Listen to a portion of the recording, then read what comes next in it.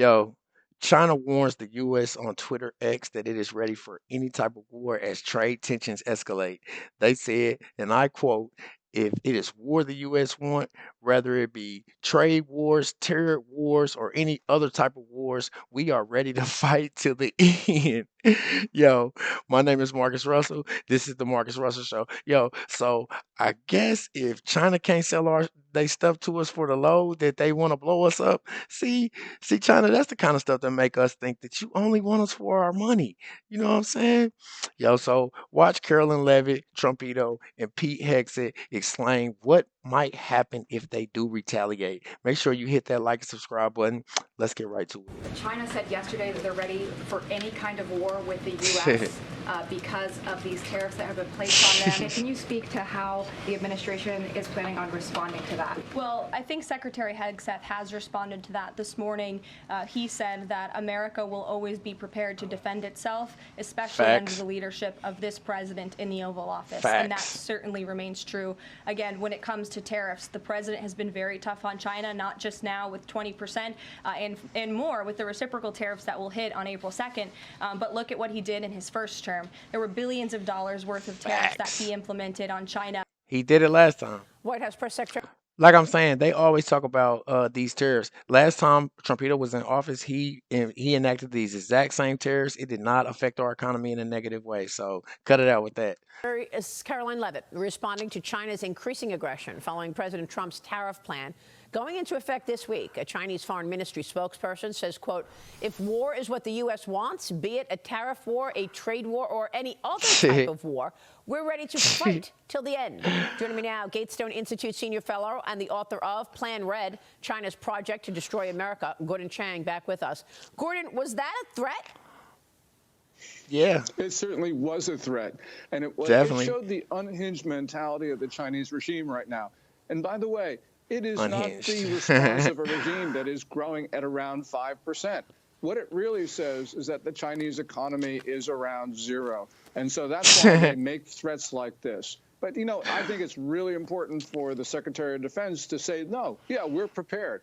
Because China's form of diplomacy has always been intimidation. That's especially true under Xi Jinping. And we need to say, we're not intimidated. Well, look, China announced it's increasing its defense budget by 7.2% this year, totaling $245 billion. The Communist Party also reportedly building a huge nuclear-powered aircraft to rival the biggest ship in America's fleet. President Trump announced the creation of an Office of Shipbuilding to bring commercial and military building back to the United States. Watch this. That part.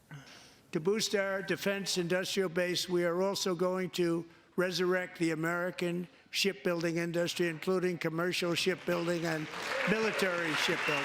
We will create a new Office of Shipbuilding in the White House and offer special tax incentives to bring this industry home to America where it belongs. We used to make so many ships. Gordon, I know that you're skeptical about China's building this aircraft. You're not buying it, are you?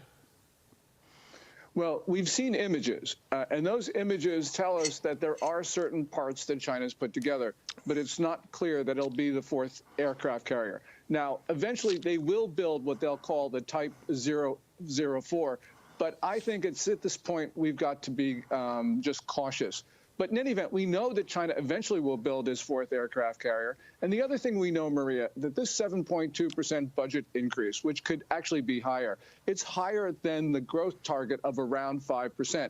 And it's certainly higher than the actual growth rate, which is probably, as I mentioned, somewhere around zero, which shows you. Which means that if they had to pay for that with like tax money, they don't have enough people to pay for it. Anyway, so Beijing has retaliated with charging us a 10 to 15% tariff on foreign products.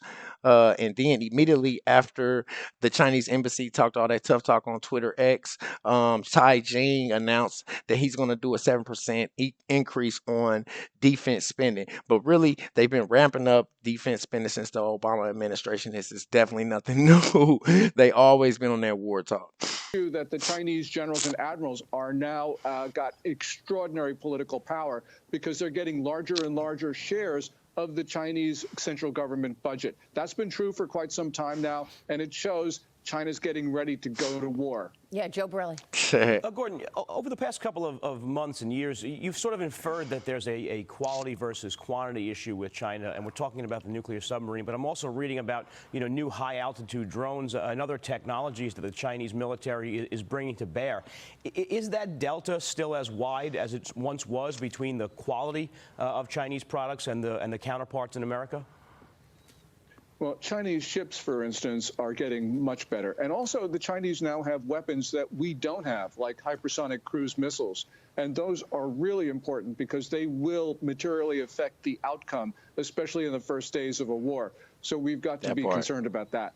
The other thing, though, is we got to remember that China has a communist military. It has 2 reporting lines, and that's not a good way to run a war. So we have the best military in the world. It may be smaller in some respects. It may not have the technology that China has, but it is more capable and ready to fight than China. Yo, China's military budget is estimated to be more than $300 billion, making it the world's second largest military, but that's still way, way, way smaller than the U.S. military. Yo, we got all the guns. Y'all don't want that smoke. Beijing definitely doesn't want that smoke. They spend less than 2% of their GDP on defense, making their military smaller than even Russia's, which is the number 3 military in the world, not including the nuclear weapons. So, in other words, don't none of y'all really want no smoke. Really, just watch your mouth.